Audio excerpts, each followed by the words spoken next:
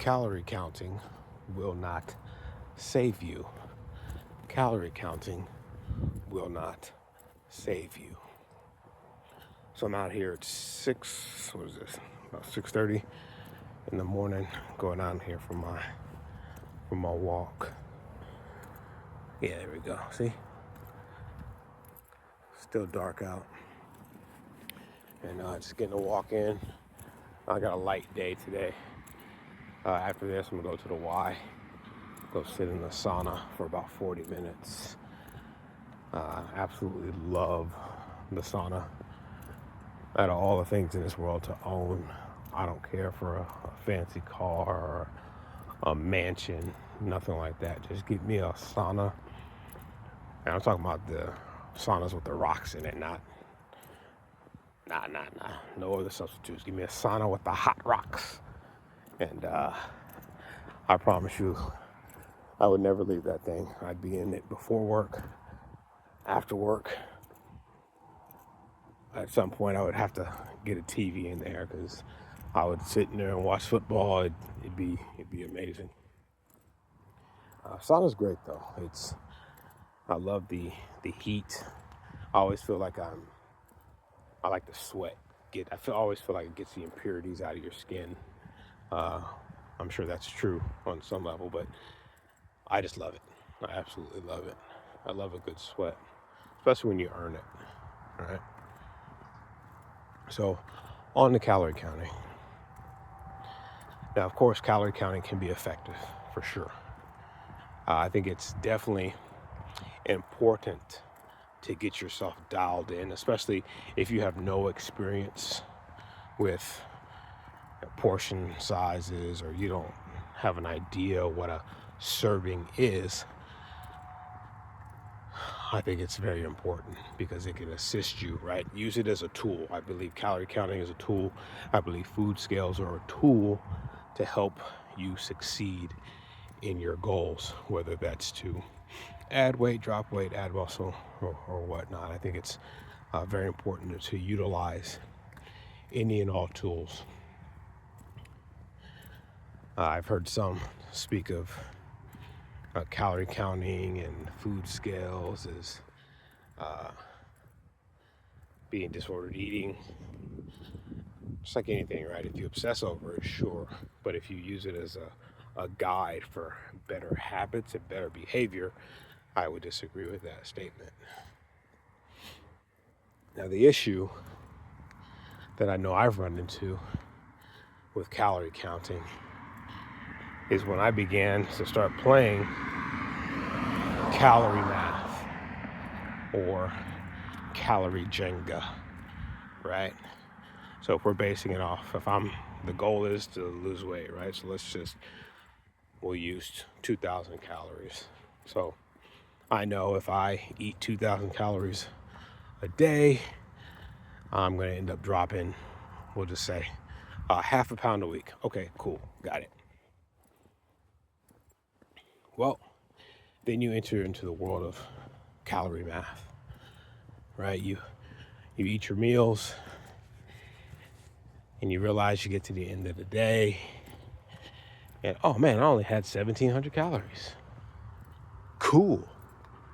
I got 300 left. Okay. Are you hungry? Well, no. But I got 300 calories left. Well, if you're not hungry, why eat? That's what one would think, right? But what can happen is you got 300, so you're going to eat 300. Well, that can get you in trouble, right? Because depending on what you choose, right? If you eat a can of tuna and we'll just say 2 apples, well, chances are you're not going to overeat that. Because have you tasted tuna out the can?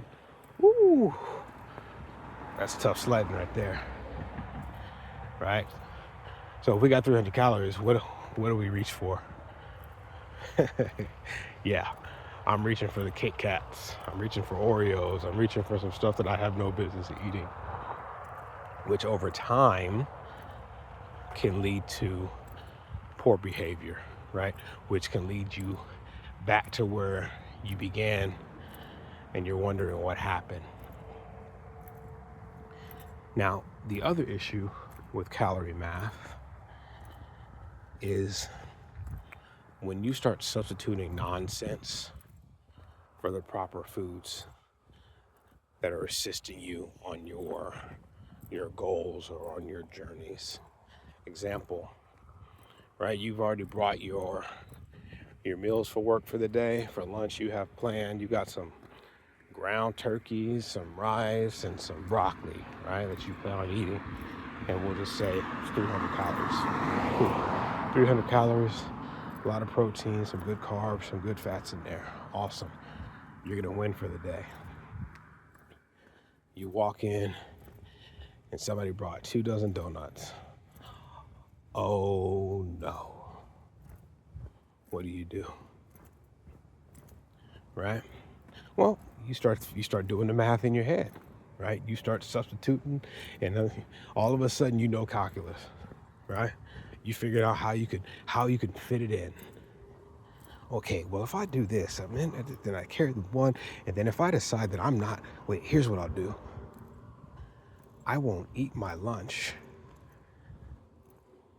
I'll take out my lunch.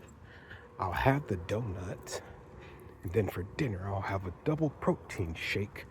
And then I'll substitute. But then, with my dinner, I'll take out I'll take out the rice. So then I'll just have the ground turkey, the broccoli, and a double protein shake. And that will replace this one donut that I had for my lunch. Okay. I see where you're going with that. But it's 7 in the morning. You're gonna have that donut now. And I don't know about you, but I don't think I've ever just had one donut.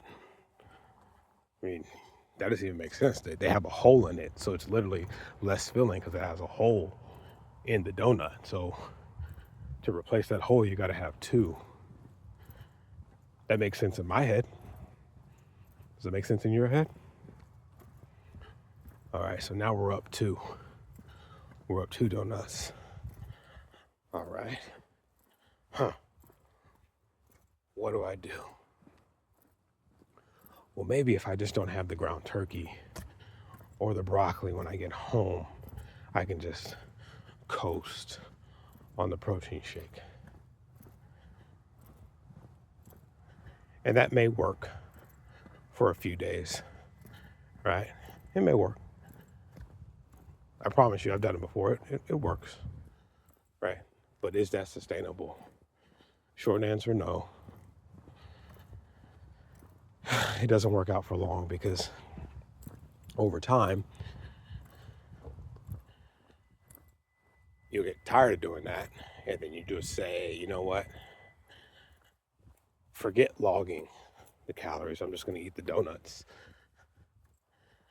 And pretty soon, you may start replacing the healthy, nutritious foods with nonsense. And then you're right back where you started. So you have to take these things into consideration whenever you're doing calorie counting. I'll tell you what, here's one of my biggest takeaways from when if I am logging calories, or depending on what I eat, right? So if I'm eating more of we'll say whole foods meals, right? Where I'm not eating heavily processed foods, I find that I don't have to log anything.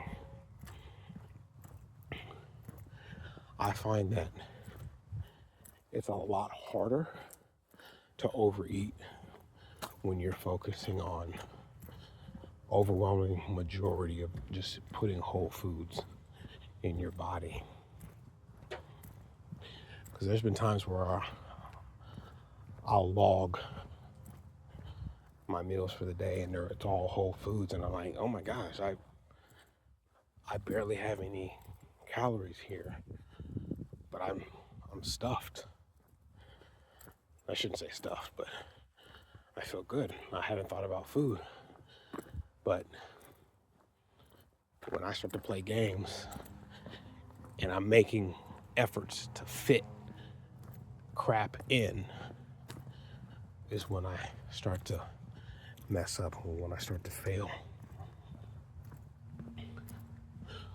So if you choose to use your calorie counting, your food scales as a tool, like I mentioned, I think it's a good method to get an idea of what you're eating.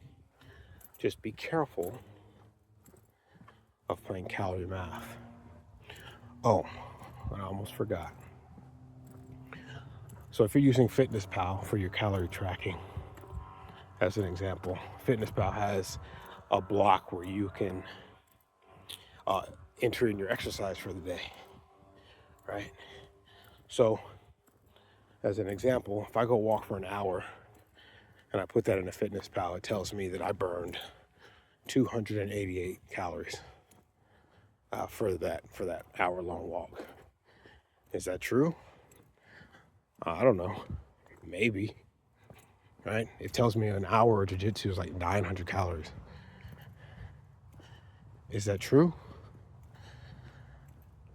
I would say no, because the first 30 minutes is technique, and we're not really doing any explosive movements, right? The last 20 minutes of class, we're putting the things to practice, and we're actually doing active rolling. So does that constitute 800, 900 calories of loss? No. Of course not.